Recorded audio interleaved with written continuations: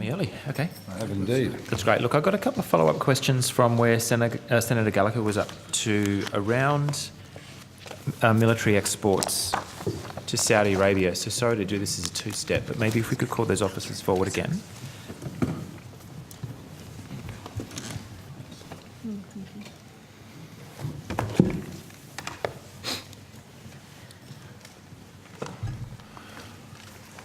And I missed the beginning of Senator Gallagher's line of questioning, so forgive me if I cover some of the same ground that you already did. Just going firstly to open source media reporting that there were 4 military exports from Australia to Saudi Arabia in the 12 months to March 2017. That's confirmation?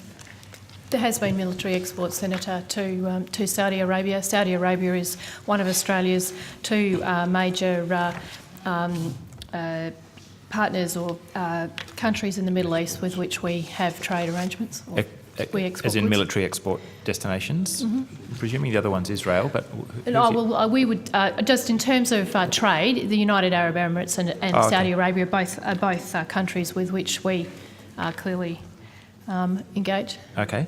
I'm happy to chase some of those other matters in the trade portfolio, but if you can, we're just going to confine my Q&A today to military exports in particular. So 4 is the right number? I saw you nod, but Hansard won't pick that up. Until April 20, from April 2016, yes, Senator. Thank you. Have there been any more approved since this March?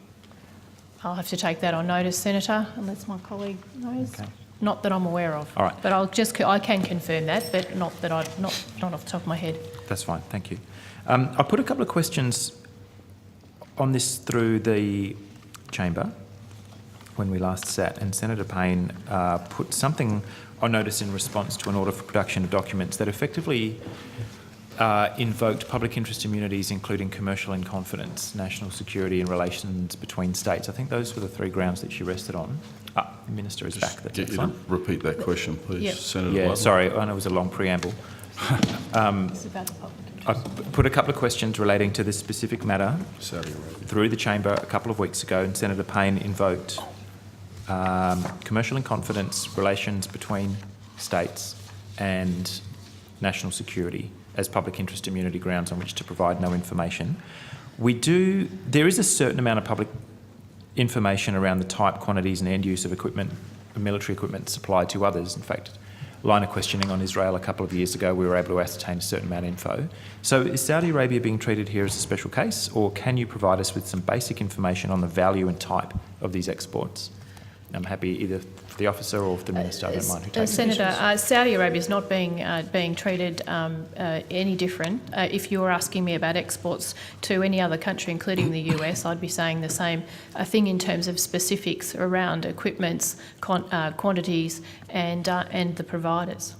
So it's a secret whom Australia and what kind, not whom I guess, because we're discussing the Saudis, but it's a secret as to what kind of military exports Australia exports anywhere, because we have been able to establish basic facts in the past. We can provide some general information, Senator, if you wish, but in terms of being questioned on those 4 specific exports, there's not a level of detail I can provide you on that. Why is that?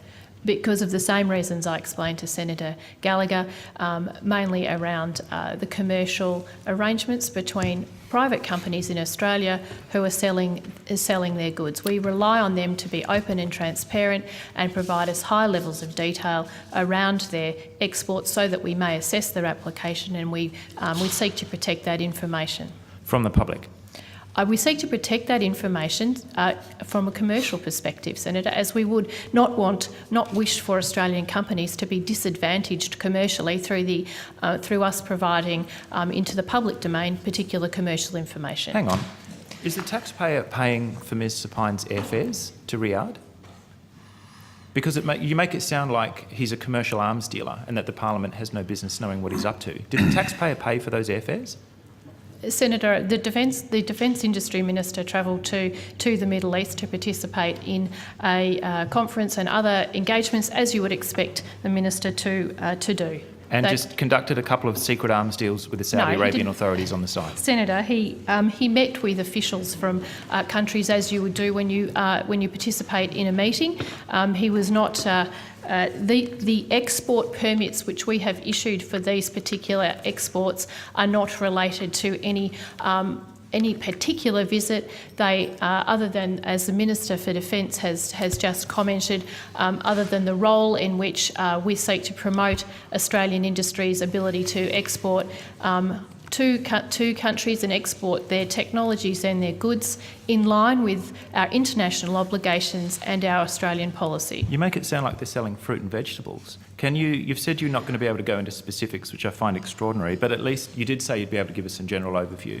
So what kind of gear are we selling to Saudi Arabia? I don't have the information about these particular exports in order to generalise it for you, Senator. I'll take that on notice.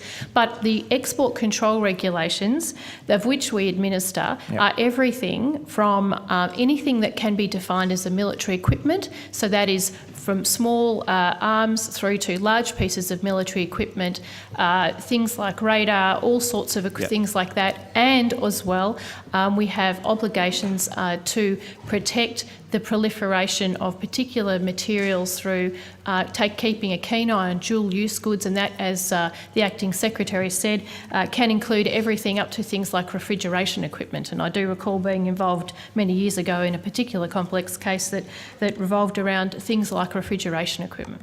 Okay. And also software and like all kinds of stuff. All sorts of things, Senator, where there is, and part of the collection of the information we get is so that we can assess the end user, its technology and its end use in order to make a proper decision. Yeah, I want to come to that in a second.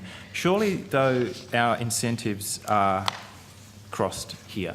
On the one hand, you're maintaining a regime that, which I do want to come to some of the details in a moment, around non-proliferation of certain kinds of technologies and making sure that military equipment of Australian origin is not used in human rights abuses. And on the other hand, we've got a minister whose job it is to go out and spruik for Australian businesses to make a profit. How do you reconcile those two conflicting priorities? Senator, I wouldn't quite frame it in those terms. The role of the Minister for Defence Industry is to build Australian defence industry capability, which may include, and defence industry, in order to build its capability, may include developing export markets. Yeah, I'm very familiar with the euphemisms. It's arms deals with the Saudi Arabian government. I'm sorry? Sure.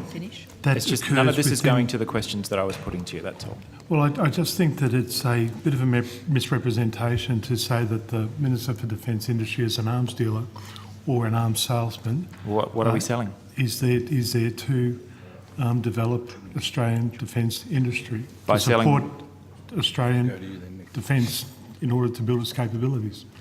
Yeah, like I say, I'm familiar with the euphemisms. We all know what's actually going on here, but we would have a better idea if somebody was able to tell us what we're actually selling. Like I said, Senator, we control a whole list of goods, and it's not that helpful to actually look at individual specific cases. It would be extremely helpful.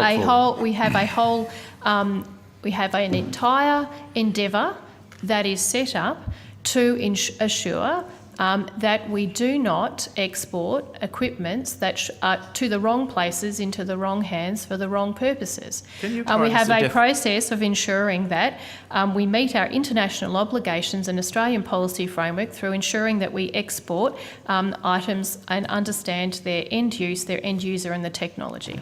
Okay, how much of that is going to be in the public domain? Because these are great words, but let's go back and take this in turn. You've undertaken on notice to find out how much information you can provide us in aggregate. We're here for the next 2 days. Are you able to make an undertaking that you'd have that back to us this budget estimate session? We've taken it on notice, Senator. We'll see what we can do.